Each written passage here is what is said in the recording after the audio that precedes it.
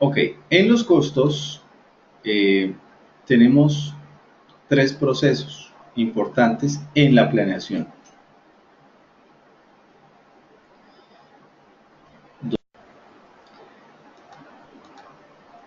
Tenemos el plan de gestión de costos y ¿qué es planear la gestión? Siempre vamos a encontrar que planear la gestión es cómo voy a hacerlo, cuándo lo voy a hacer, quiénes lo van a hacer, qué voy a hacer y, y cuánto voy a hacer. O sea, es toda la configuración de cómo lo voy a gestionar para que suceda.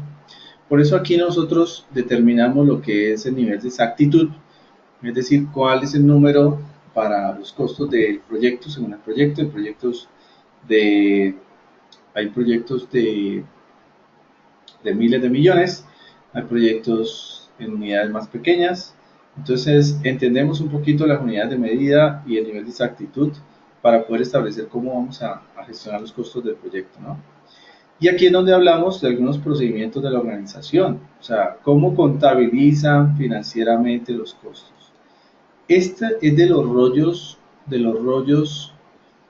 que más tenemos en las consultorías, porque la parte financiera se ha estructurado de una forma natural, como lo saben hacer en la gestión financiera, pero cuando alineamos con la gestión de costos es donde a veces no hay una coherencia, donde se pierde el control, y eso es lo que nos permite las cuentas de control, tener una alineación del control de los costos versus la contabilidad operacional del negocio. Y ese es un factor muy relevante, muy importante cuando las empresas son matriciales, sobre todo, ¿no? Cuando son proyectizadas, incluso, pues se tienen los costos controlados aún más precisos del proyecto. Pero cuando son matriciales, que mezclan la parte del proyecto versus operacional, es donde no saben a veces cómo contabilizar esas variaciones. Entonces, las cuentas de control pues, nos permiten tener un control dentro de una cuenta de proyecto, dentro de una cuenta de proyecto. Y esa cuenta de control lo que es el alto nivel de la AWS, o sea, se dice que es el más alto nivel porque es la que controla las agrupaciones de paquetes, controla los costos de las agrupaciones de paquetes. Te doy un ejemplo, supongamos que sea ingeniería, un proyecto de ingeniería civil. Eh, Suele pasar en algunos casos cuando los proyectos son asociados a un centro de costos, pues toda la contabilidad de todos los paquetes de trabajo están asociados a ese centro de costos. Significa que las compras, todo lo que se tengan que adquirir versus lo que se paga, pues está asociado a ese centro de costos. Pero ¿qué sucede? Resulta que si en el proyecto hay un paquete que es de desarrollar qué sé yo, un cuarto de máquinas y, y resulta que se está pintando y se acabó la pintura. Entonces, eh, lo de la pintura, pues se acabó, lógicamente hay que cubrirla. Entonces, como tengo plata para ese paquete, todavía me sobra plata porque todavía hay actividades que no he hecho. Entonces, lo de las lámparas, el dinero que tenía de las lámparas lo gasté en la pintura. Sí, pero después ya tengo que tapar el hueco de la lámpara, entonces, y así sucesivamente. Entonces comienza un destape y tape de la misma cuenta, incluso de otras cuentas, todo lo que tenía de otro paquete de trabajo del proyecto, pues lo voy a utilizar acá porque necesito urgente tal material. Entonces se vuelve definitivamente algo que no se puede controlar.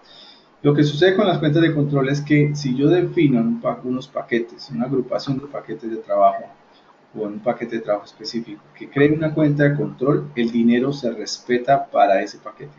O sea que si supongamos que volviendo la casa al cuarto de máquinas, se está desarrollando y sobró dinero, ese dinero no se va a utilizar en nada que no sea ese paquete. Y si sobró, no se utiliza. Se lleva a una cuenta administrativa donde ya se decide si se distribuye o no, pero, pero no se utiliza inmediatamente, ni se utiliza ni se trabaja con ese dinero, ya que se respetan las cuentas de control. Y eso precisamente tiene un dueño de la cuenta, que es donde administra la cuenta de control. Entonces, en proyectos, por ejemplo, de ingeniería, Uno podría tener cuentas de control para el tema social, ambiental, otras cuentas de control para el tema de ingeniería, otras cuentas de control para el tema de estudios, y eso significa que esos dineros están totalmente asignados y distribuidos en ese orden. ¿Ok? Los umbrales de control pueden definir, lógicamente, los límites hasta donde se pueden en algún momento variar, ¿no? Donde pueden tener esas variaciones de costos, hasta donde nos permiten ceder o excedernos un poco, ¿no? Entonces, acá se define, esto es parte del plan de gestión, las reglas de medición. Las reglas de medición, aquí es donde se encuentra la regla 50-50, que te salió una pregunta. Esa regla es una regla que me permite controlar paquetes de corta duración y paquetes confiables, paquetes que yo tengo confianza sobre la realización de ellos. Por eso es 50-50, porque doy un 50 de confianza y de probabilidad de que la tarea se va a hacer sin problema. Entonces, solo se utiliza con paquetes muy cortas, de muy corta duración y que tengamos conocimiento preciso de expertos de que el paquete se puede hacer en ese tiempo, sin problema. Entonces, pero no sirve para precisamente eh, eh, de alguna manera poder delegar confianza en el equipo, en las personas que trabajan en esos paquetes. Entonces, eso evita que yo tenga más tiempo de control sobre los paquetes. ¿Okay? Formato de los informes, por supuesto, aquí se definen qué informes se van a establecer a la gerencia, a la presidencia, informes de equipo, informes a los gerentes funcionales.